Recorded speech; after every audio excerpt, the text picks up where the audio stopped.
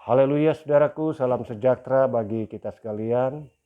Kita jumpa lagi dalam bahasan-bahasan saya untuk kita berbagi karunia yang Tuhan berikan kepada kita sebagai wujud impartasi dari apa yang Tuhan percayakan bagi kita.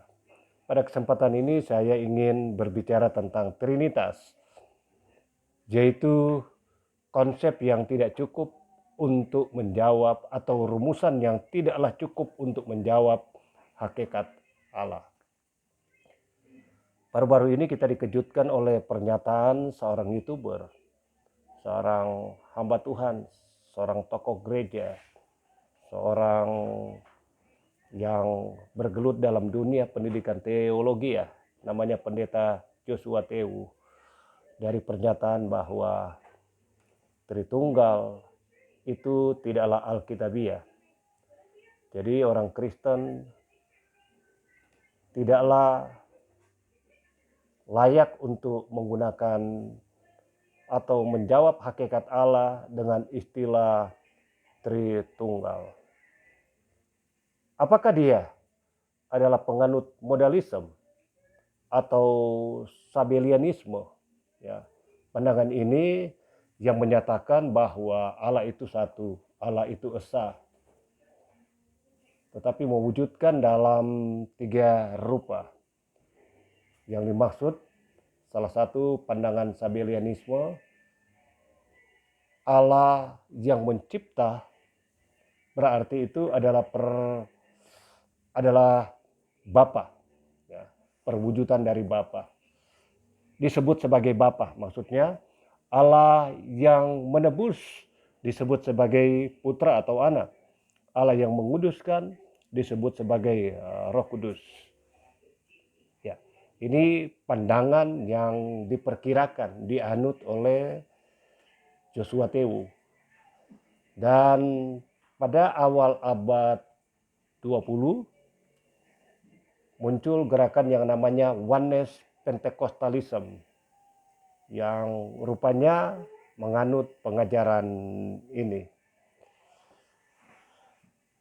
Akhirnya konsep Tritunggal ini menjadi sebuah kontroversi, ya.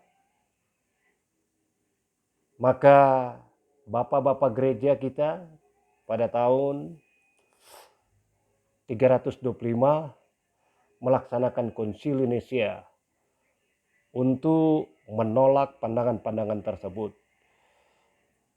dan menetapkan rumusan Tertullianus pada tahun 155 sampai 230 Masehi. Orang ini hadir yang mengacu pada Matius pasal 28 ayat 19 tentang amanat agung Yesus Kristus. Pergilah kamu ke seluruh dunia, jadikan sekalian bangsa muridku. Barang siapa yang percaya, baptislah mereka di dalam nama Bapa, Putra, dan Roh Kudus. Ini konsep dari Tertullianus yang di dalamnya dia menjelaskan bahwa Allah itu satu hakikat, satu esensi dengan tiga pribadi, yaitu Bapa, Putra, dan Roh Kudus. Bapa bukan Putra, Putra bukan Roh, Roh bukan Bapa. Demikian sebaliknya, tetapi mereka adalah Allah dalam satu hakikat, dalam satu esensi. Sebenarnya rumusan ini mengkanter tentang pandangan-pandangan yang berkembang pada waktu itu. Ya, sekali lagi itu mengkanter tentang pandangan-pandangan yang berkembang pada waktu itu. Salah satu pandangan daripada Origen 185 dan 225 Masehi yang lebih dia mengatakan Yesus lebih rendah dari Bapa. Demikian juga dengan Arius yang hidup tahun 256 sampai 336 Masehi yang menolak keilahian Yesus. Ya. Itu sebabnya muncul pandangan konsep Tertullianus sebagai rumusan Tritunggal atau Trinitas, yang dari kata Latin itu sendiri diterjemahkan dalam bahasa Indonesia Tritunggal. Menjadi pertanyaan saya, apakah rumusan Tritunggal masih aktual dalam masa perjanjian baru ini?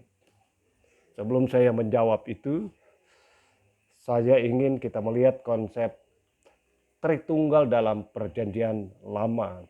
Ya, sekali lagi, Tritunggal itu atau Trinitas sebenarnya tidak ada istilah dalam Alkitab, tapi itu hanya sebuah rumusan. Nah, apalagi dalam perjanjian lama, ya, tidak secara spesifik menjelaskan tentang Yesus dalam perjanjian lama, sehingga rumusan itu tersamar. Dalam perjanjian lama, rumusan Tritunggal itu berawal dari Kejadian 1 ayat 1 dan seterusnya. Pada mulanya Allah menciptakan langit dan bumi, maka berfirmanlah Allah, roh Allah melayang-layang di atas permukaan air. Dari ayat-ayat itu muncul rumusan tentang Tritunggal, tentang peran Allah Tritunggal dalam satu hakikat dalam menciptakan alam semesta.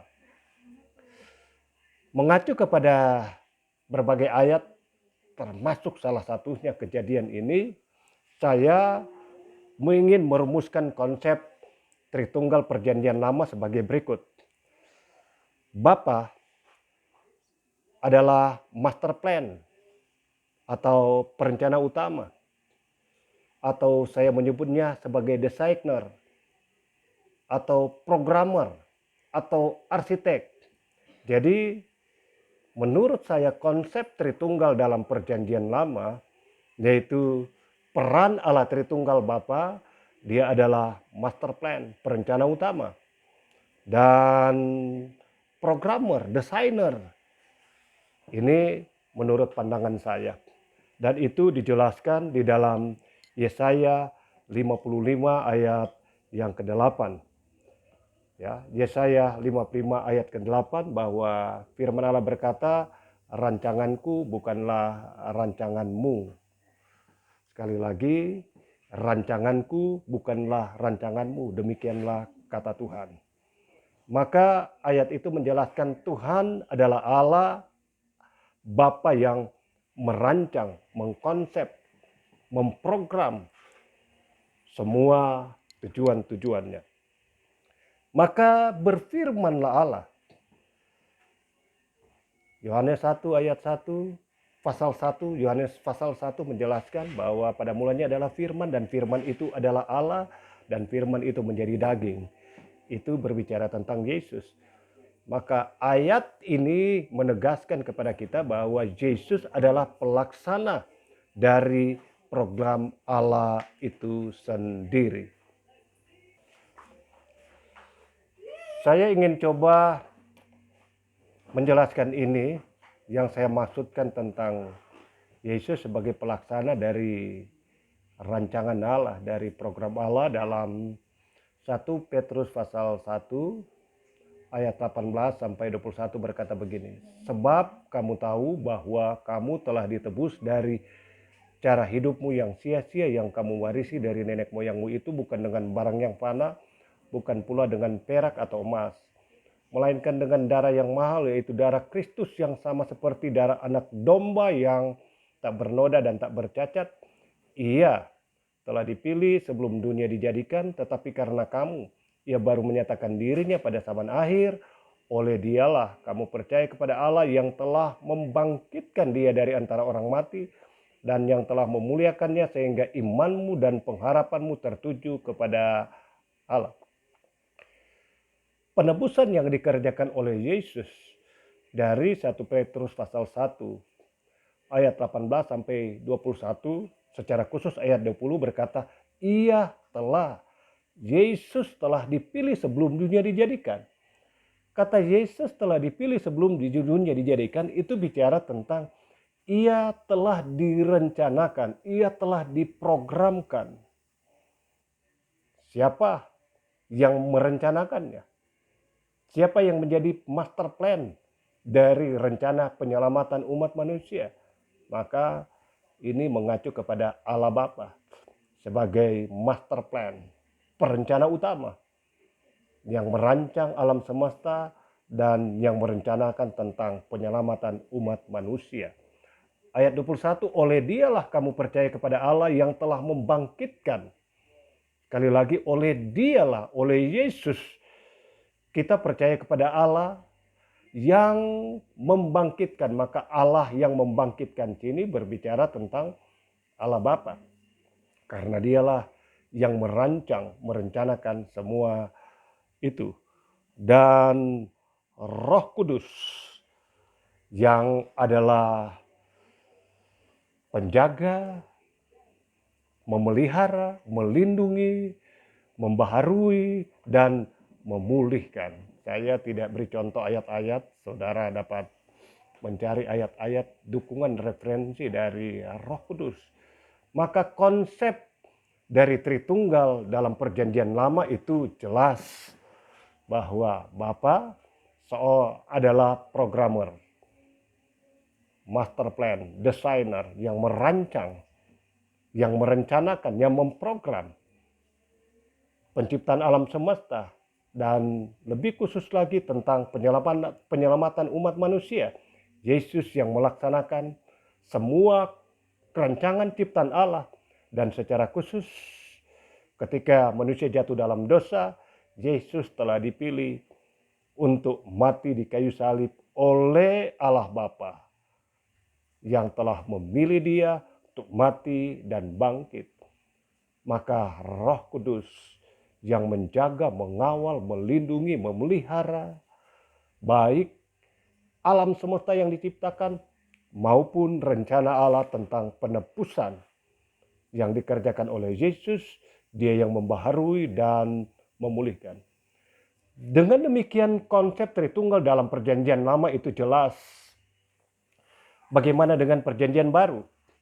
Masih relevankah atau aktualkah Tritunggal itu dipakai bagi kita di zaman Perjanjian Baru? Saudaraku, bagi saya tidak. Sekali lagi, bagi saya konsep Tritunggal dalam Perjanjian Baru sudah sebenarnya tidaklah cukup relevan untuk kita pakai.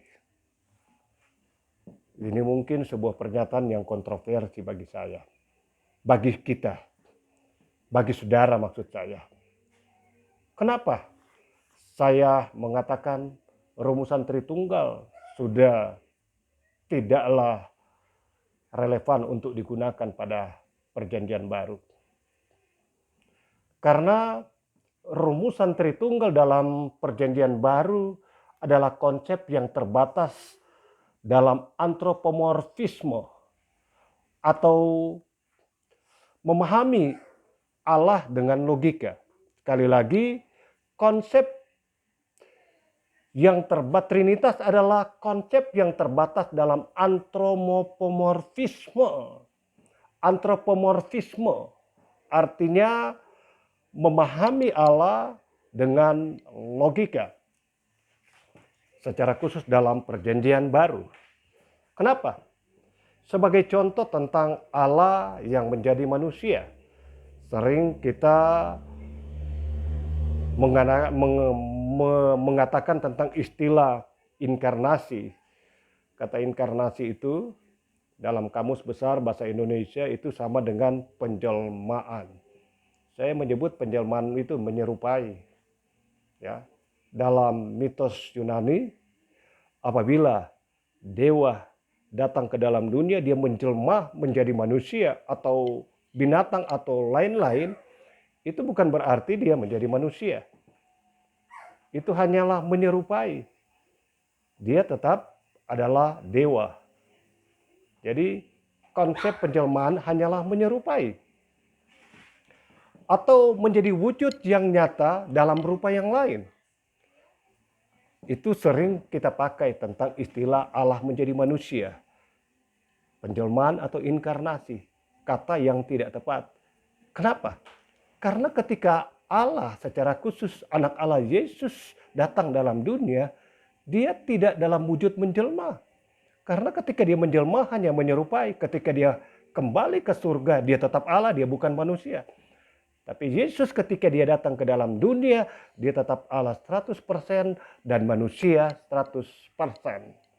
Demikian juga ketika dia mati dan bangkit naik ke surga, dia tetap menjadi Allah 100% dan dia tidak meninggalkan statusnya sebagai manusia 100%. Maka konsep dari inkarnasi tidak cukup jelas menjelaskan tentang Yohanes 1 ayat 1 tentang Allah menjadi manusia. Dia benar-benar menjadi manusia, dia tidak pernah kehilangan status kemanusiaannya sekalipun dia telah naik ke surga.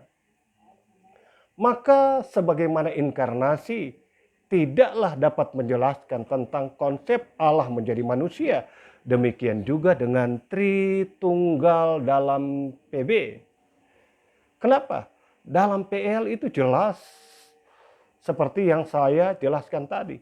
Tetapi dalam perjanjian baru, kapasitas Yesus bukan lagi hanya Allah 100%, tetapi dia telah menjadi Allah 100% dan manusia 100%. Sekalipun dia telah naik di surga, sampai hari ini kapasitas itu tetap menjadi status Yesus sebagai putra Allah. Yesus sebagai Allah. Maka rumusan Tritunggal yang menjelaskan tiga pribadi dalam satu hakikat, Bapa bukan anak, anak bukan roh, roh bukan Bapa.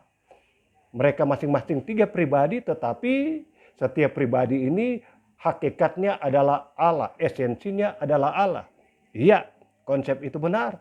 Tetapi dalam perjanjian baru, Yesus tidak lagi sebatas hanya sebagai Allah. Kapasitasnya dia adalah Allah 100% dan manusia 100%. Dapatkah Trinitas menggambarkan tentang konsep Yesus sebagai Allah dan sebagai manusia 100%? Maka bagi saya rumusan Tritunggal tidaklah salah.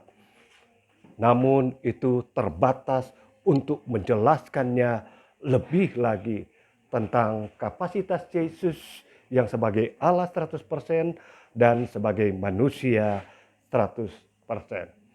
Ada hal yang tidak kita pahami tentang kebenaran itu, tetapi pada satu prinsip yang mendasar sebagai orang percaya,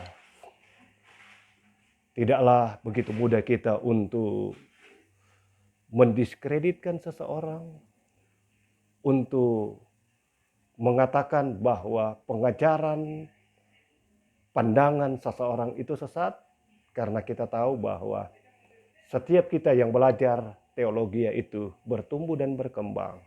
Mungkin pandangan Bapak Pendeta Joshua Tewu masih terbatas pada oneness Pentecostalism.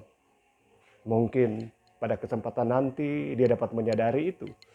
Untuk itu kita akan tidak saling menuduh, karena ternyata konsep Tritunggal juga bukanlah jawaban yang tepat tentang rumusan Allah itu sendiri, tentang hakikat Allah itu sendiri. Semoga dapat memberkati kita sekalian. Tuhan Yesus memberkati.